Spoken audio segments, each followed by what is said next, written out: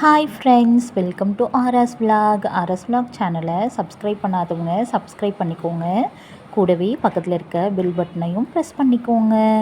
இன்றைக்கி நம்ம புடலங்காய் பாசிப்பருப்பு கூட்டு தான் எப்படி பண்ணுறதுன்னு பார்க்க போகிறோம்.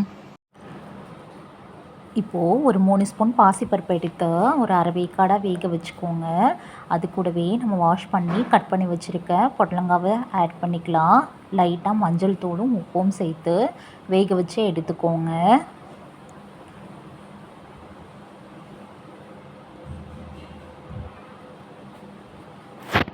இப்போ பாருங்கள், புடலங்காவும் பாசிப்பருப்பும் நல்லா வெந்து வந்துருச்சு. இப்போ ஒரு கடாய் வச்சுக்கலாம். கடாயில் ஒரு 3 ஸ்பூன் ஆயில் சேர்த்துக்கலாம். ஆயில் நல்லா காஞ்சதுக்கப்புறம் கடுகும் சோம்பும் போட்டு நல்லா பொரிஞ்சதுக்கப்புறம் 2 பல் பூண்டு எடுத்து கட் பண்ணி வச்சுருக்கேன், அதை ஆட் பண்ணிக்கலாம். அது கூடவே காரத்துக்கு பச்சை மிளகாவும் வரமிளகாவும் சேர்த்துக்கலாம். ஒரு கொத்து கருவேப்பிலை சேர்த்துக்கோங்க.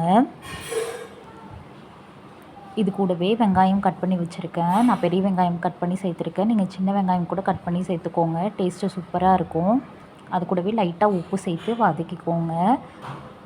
வெங்காயம் நல்லா கண்ணாடி பதம் வர்ற அளவுக்கு நல்லா வதங்கி வரணும்.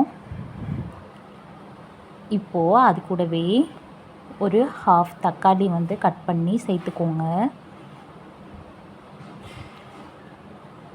அதுக்கப்புறம் நம்ம வேக வச்சு எடுத்து வச்சுருக்கோம் பாருங்கள், அந்த பாசிப்பருப்பும் புடலங்காவும் சேர்த்து வேக வச்ச பாசிப்பருப்பும் புடலங்காவையும் சேர்த்ததுக்கப்புறம் அது கூடவே லைட்டாக சாம்பார் தூளும் மிளகாய் தூளும் சேர்த்துக்கோங்க ஒரு டேஸ்ட்டுக்காக.